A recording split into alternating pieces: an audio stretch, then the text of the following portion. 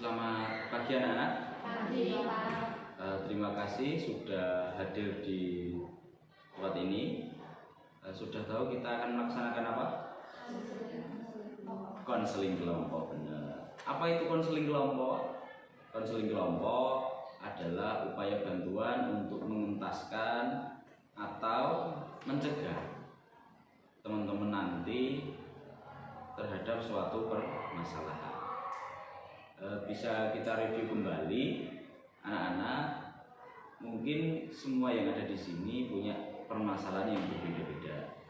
Nantinya dalam layanan konseling kelompok kali ini kita coba memecahkan suatu permasalahan tersebut. Entah dari permasalahan siapa, nanti Pak Arifin harap keaktifannya untuk anak-anak semuanya.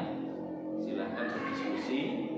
Nanti Pak Arifin tunjuk salah satu teman kalian atau yang ada di sini, atau bebas silahkan. Kalian akan menjadi ketua kelompok.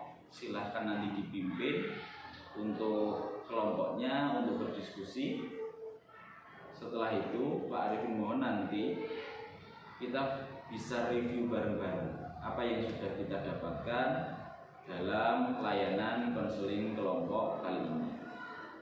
Sebelum kita memasuki konseling kelompok, Pak Arifin mau menjelaskan satu hal yang menjadi asas di konseling kelompok, yaitu asas kerahasiaan. Jadi anak-anak yang ada di sini, permasalahan nanti apa ya yang muncul? Kan kita masih belum tahu nih, masih belum tahu. Permasalahan tersebut kita harap menjadi rahasia kita masing-masing tanpa harus kita ceritakan di luar. Seperti itu. Bisa dipahami ya? Bisa. Baik. Terima kasih atas waktunya. Selanjutnya Pak Arifin bertanya ini Pak Arifin. Siapa yang mau menjadi ketua kelompok? Oh, ini teman-temannya sudah menunjuk ya. Baik. Anissa, baik. Untuk Anissa, berkenan apa tidak menjadi ketua kelompok? Oh ya, berkenan. Selanjutnya untuk memulai konseling kelompok, silahkan waktu dan tempat saya berikan kepada ketua kelompok untuk memimpin kegiatan layanan konseling kelompok, dan Pak Arifin akan mengamati apa yang menjadi permasalahan-permasalahan kalian. Sekaligus kita memberikan usul saran ataupun memberikan layanan-layanan selanjutnya yang kemungkinan besar nanti bisa muncul saat kita mengungkapkan suatu permasalahan. Seperti itu ya, bisa diterima ya? Bisa. Ya. Baik, silakan Anissa dimulai. Assalamualaikum warahmatullahi wabarakatuh. Waalaikumsalam warahmatullahi wabarakatuh. Terima kasih teman-teman sudah hadir dan terima kasih sudah memilih saya sebagai ketua. Jadi saya harap teman-teman diskusi dengan aktif dan tidak usah khawatir permasalahan ini akan menyebar. Kita bisa sepakati atau tidak permasalahan yang muncul nanti menjadi rahasia kita. Bisa? Bisa. Kalau sudah, kita masuk untuk sesi berikutnya. Siapa yang ingin menceritakan keluh kesahnya? Saya mau masuk cerita penting kursi Pak.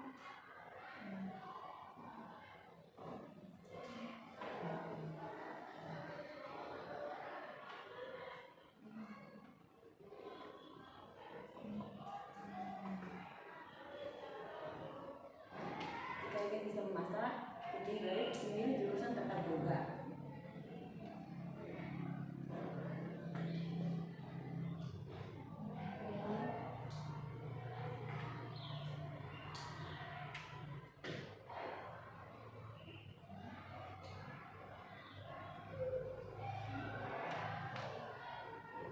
Ada permasalahan lain?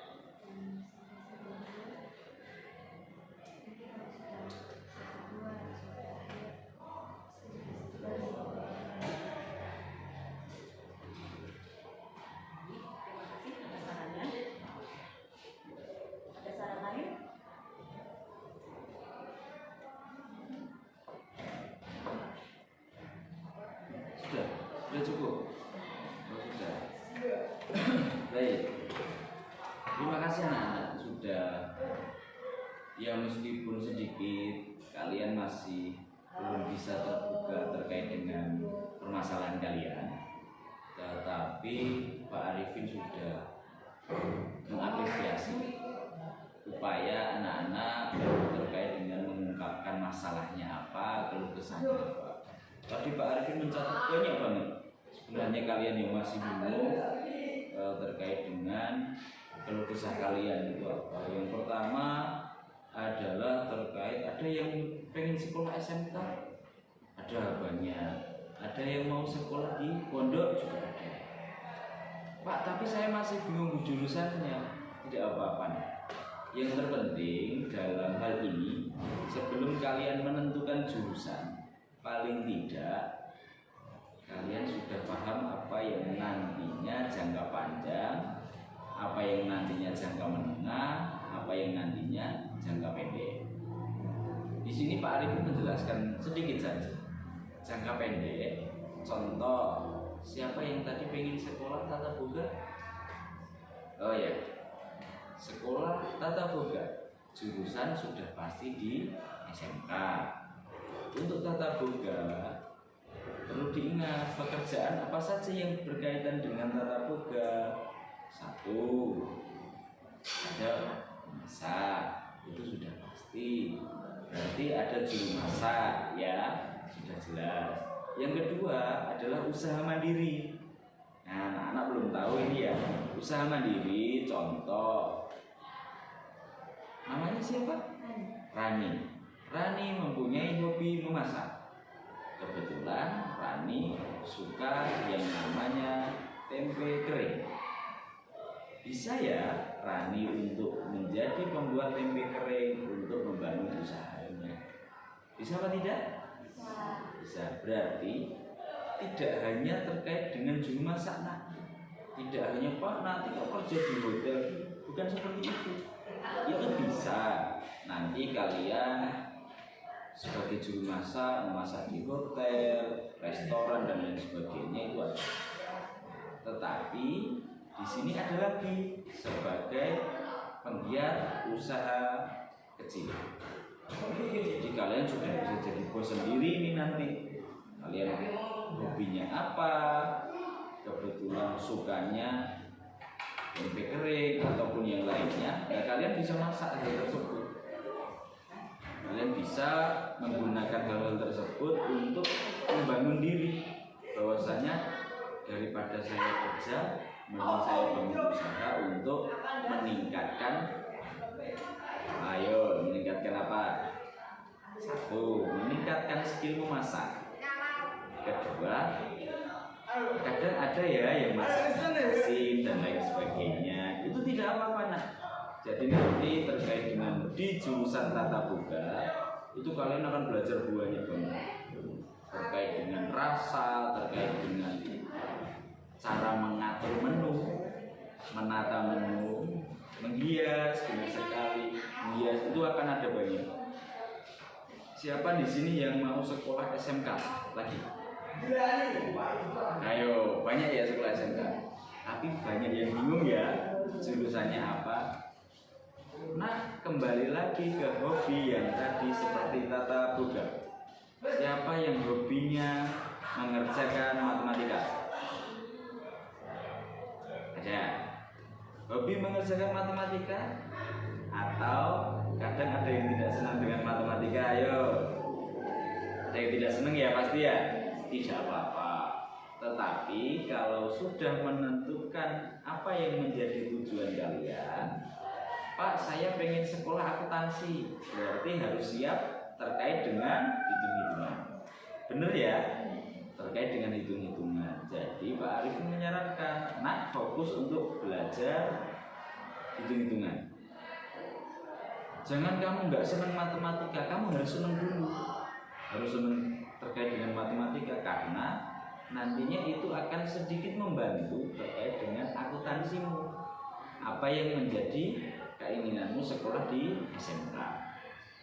Ada juga di sini yang mau masuk pondok. Benar tadi nama ketua kelompoknya Anissa, bahwasanya perkenalan di dalam pondok itu dibedakan dan harus didampingi oleh pembimbing atau gurunya atau ustadz maupun ustazahnya.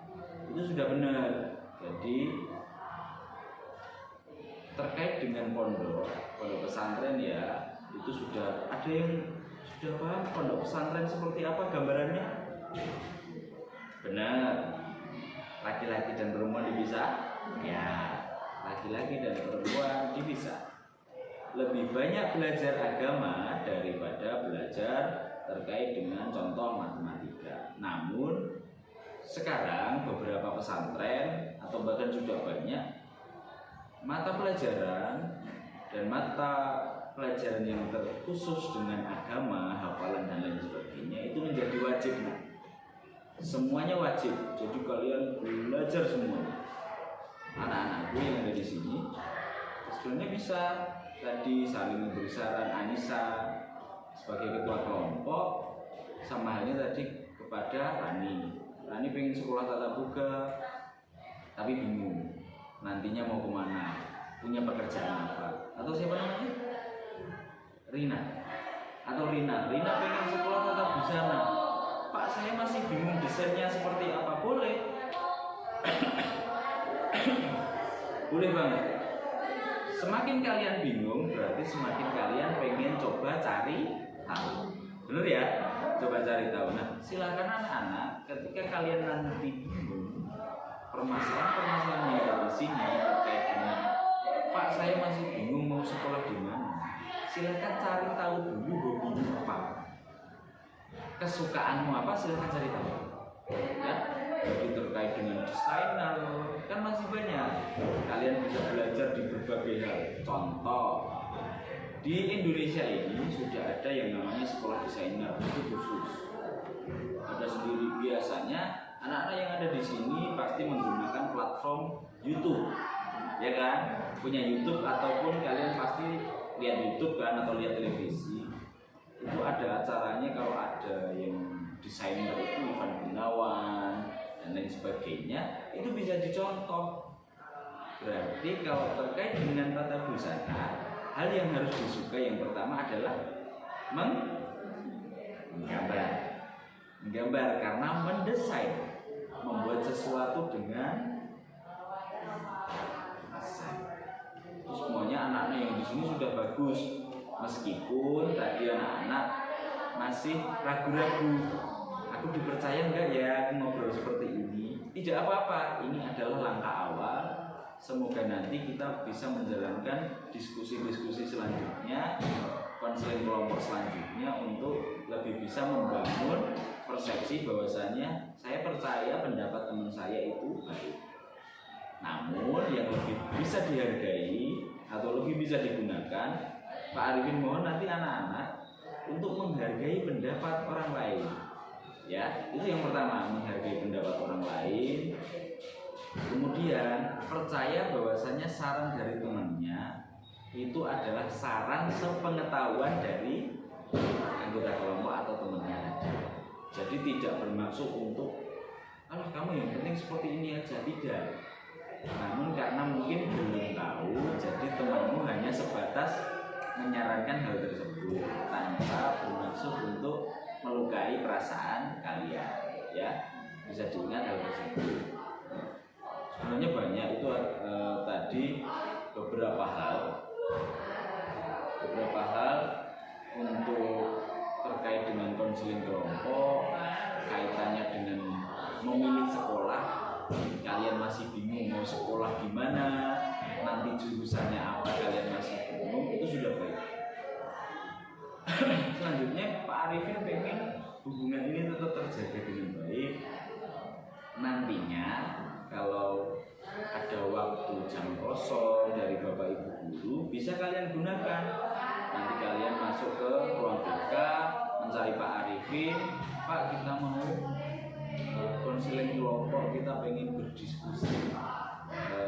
Tapi sama Pak Arifin, oh boleh. Dengan Pak guru BK yang lain atau Ibu guru BK yang lain.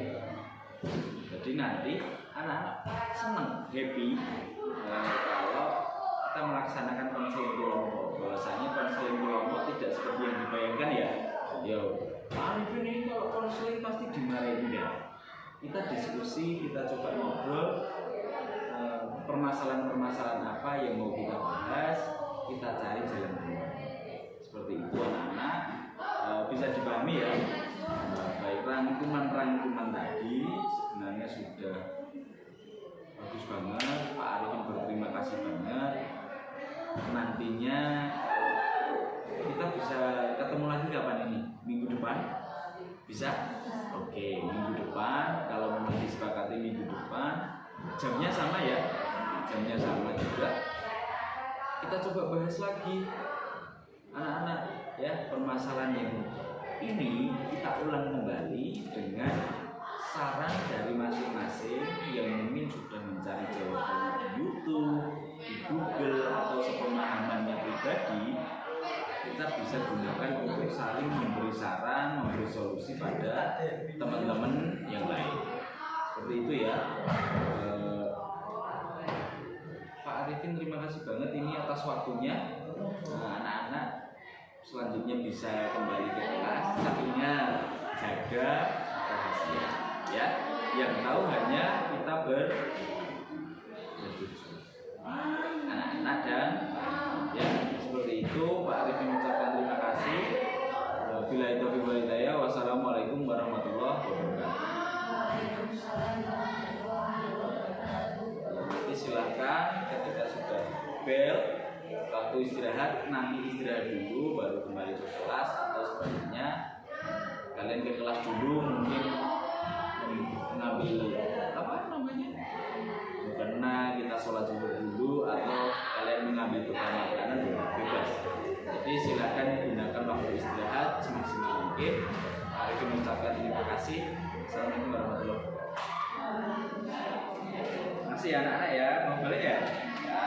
Ya, terima kasih ya, atau sholat zuhur dulu ya.